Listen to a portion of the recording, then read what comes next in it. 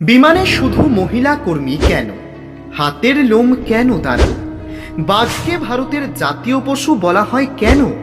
এরকম interesting Bangla facts video সম্পর্কে জানতে এই ভিডিওটি সম্পূর্ণ দেখো এবং ভিডিওগুলো দেখে ভালো লাগলে অবশ্যই চ্যানেলটি সাবস্ক্রাইব করুন।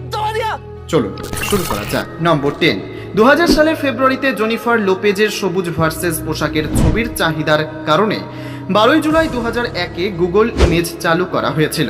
নম্বর 9, দক্ষিণ আফ্রিকার এক ব্যক্তি একটি নদী থেকে উদ্ধার করার পর একটি শিশু পোতাকে দত্তক নিয়েছেন। 5 বছর পর জলহস্তী তাকে টেনে নিয়ে যায়, একই নদীতে গিয়ে হত্যা করে। নম্বর 8, আপনি যদি খারাপ আপেলের স্বাদ না পান তবে আপনি কখনোই একটি ভালো আপেলের প্রশংসা করবেন না। জীবনকে বুঝতে হলে জীবনকে অনুভব করতে হবে। নম্বর 7, প্রাক্তন নাসা মহাকাশচারী এবং ভূতত্ত্ববিদ ক্যাথরিন ডি সুলিভান সমুদ্রের গভীরতম বিন্দু মারিয়ানা ট্রেঞ্জে পৌঁছানোর প্রথম মহিলা হয়েছেন। তিনি মহাকাশে হেঁটে যাওয়া প্রথম আমেরিকান মহিলাও। তিনি প্রথম ব্যক্তি যিনি মহাকাশে হেঁটেছেন এবং সমুদ্রের গভীরতম বিন্দুতে নেমেছেন। নম্বর 6, একবার এক ট্রাক্টর কোম্পানির মালিককে অপমান করা হয়েছিল। ফেরারি মালিক সেই ট্রাক্টর কোম্পানি নামে পরিচিত ল্যাম্বরগিনি। নম্বর 5, গবেষণায় দেখা গেছে যে প্রতিভাধর ব্যক্তিদের প্রায়ই হাতের লেখা খারাপ থাকে, কারণ তাদের মস্তিষ্ক তাদের হাতের চেয়ে দ্রুত কাজ করে।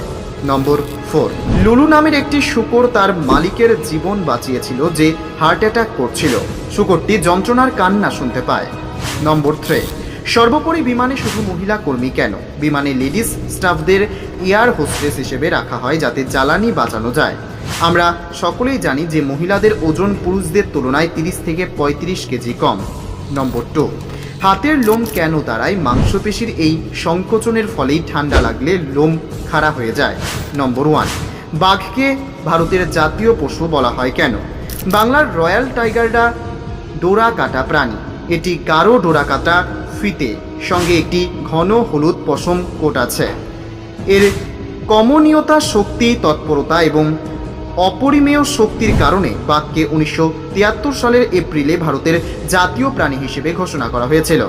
সো ফ্রেন্ড, ভালো লাগলে অবশ্যই লাইক কমেন্ট করতে ভুলবেন না।